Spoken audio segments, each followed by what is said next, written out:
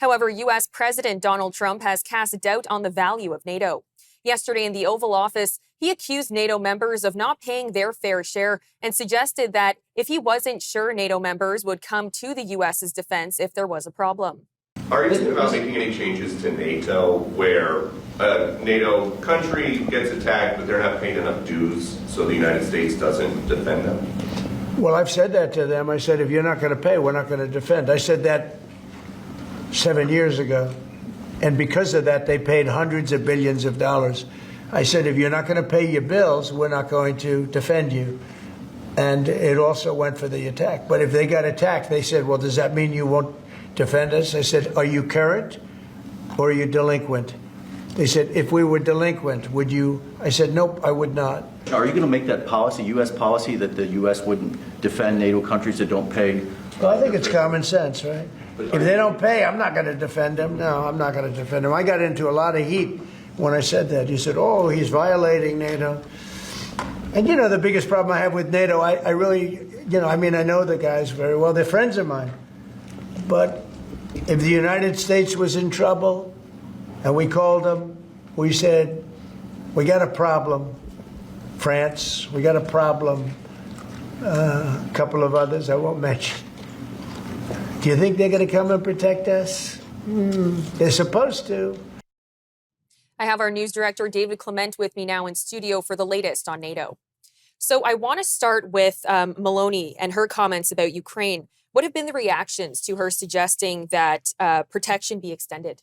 So, I mean, there are pros and cons. The pro side, and what's being argued, is that having NATO protection would give the Ukrainians some of the capabilities that they haven't had or that they don't have right now. And that's especially true in the context of the U.S. pausing arms shipments. And so that would include things like being able to protect the skies, being able to shoot down more Russian missiles, being able to potentially create a no-fly zone over Ukraine. But on the con side, the critics have argued that this could be seen as an escalation, leading to a direct conflict between NATO forces, Italian, French, German, etc., and Russian forces. Because to this point, NATO hasn't been formally involved. We haven't had direct combat between Russian forces and the militaries of NATO members.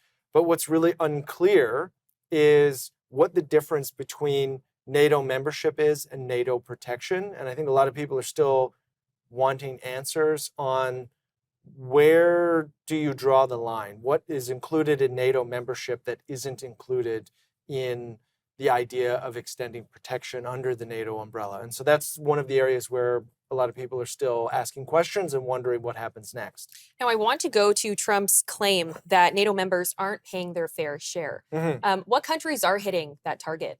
Yeah, so his claim that NATO countries aren't paying their fair share was true. And he alluded to it in the Oval Office when he said that I basically told them that I wasn't going to protect them if they were delinquent, if they weren't paying. So there are 32 members in NATO.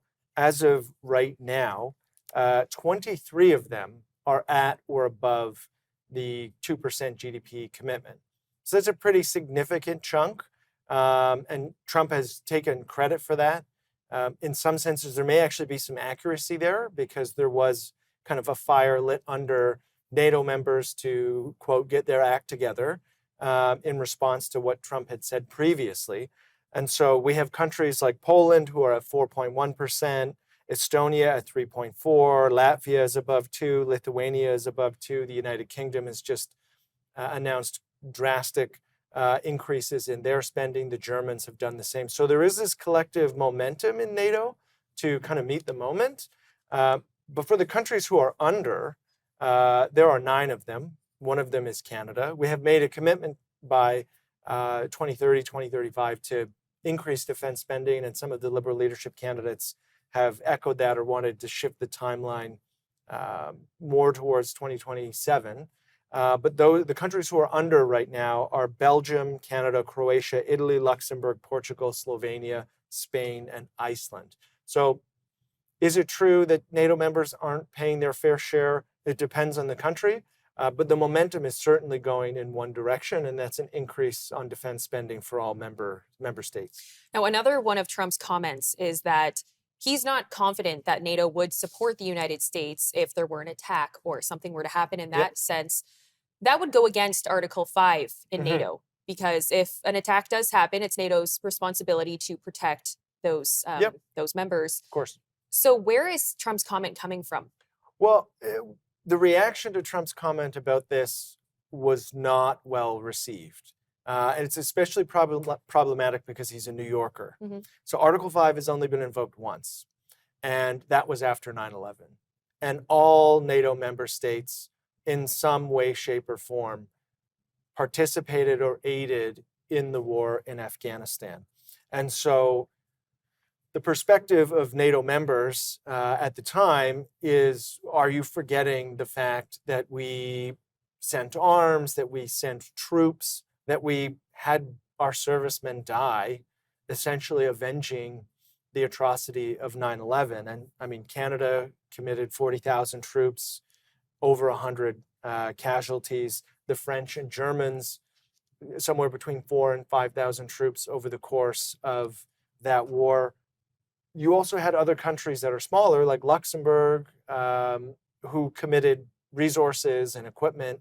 And then Finland, who wasn't in NATO then, but is now, despite not being in NATO, participated in the war in various ways. And so that is a big question as to, is he using this as a bargaining chip to kind of further NATO members along? Or is he just forgetting maybe that we all participated in the war in Afghanistan?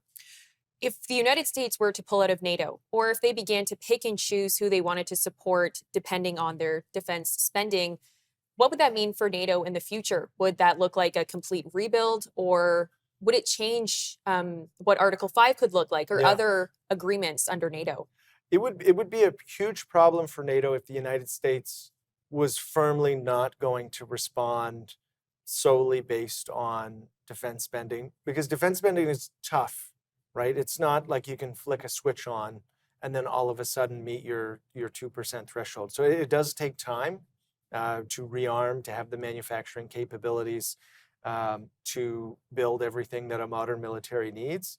What would likely happen is you're going to have the French and the Germans and the Brits really fill the leadership vacuum created by that. If the Trump administration were to pull back or withdraw, you're going to see those countries fill the void. And we are starting to see that already. Macron in France suggesting that France's nuclear weapons could be used as a deterrent for all of Europe. That would likely be something that would fall under the umbrella of all of NATO. Same thing with the Brits. And so it would be difficult, but possibly manageable if the Trump administration were to decide they weren't going to respond to a conflict solely on the basis of whether or not a country has hit that spending target. The conversation of the annexation of Canada has really been a big one recently. The United States is really arguing that they want Canada to be that 51st state. In a hypothetical situation, if the United States were to decide that they want to go in with the military and take over Canada, what happens with NATO then? Would NATO take Canada's side, or would NATO take the United States side? That is now it's important to reference for viewers, Trump has not suggested militarily invading Canada, but if a hypothetical situation like that happened, NATO would likely have to make some tough decisions. It's unsure what direction it would go, but it's important to remember the purpose of NATO is to take countries who've historically fought brutal wars against each other, the Germans, the French, the Brits and the French, the Americans and the Germans, and bring them together so that we don't have this cyclical nature of conflict in Europe. So that would be a huge problem. Nobody really knows what would happen next. Well, David, thank you so much for the time.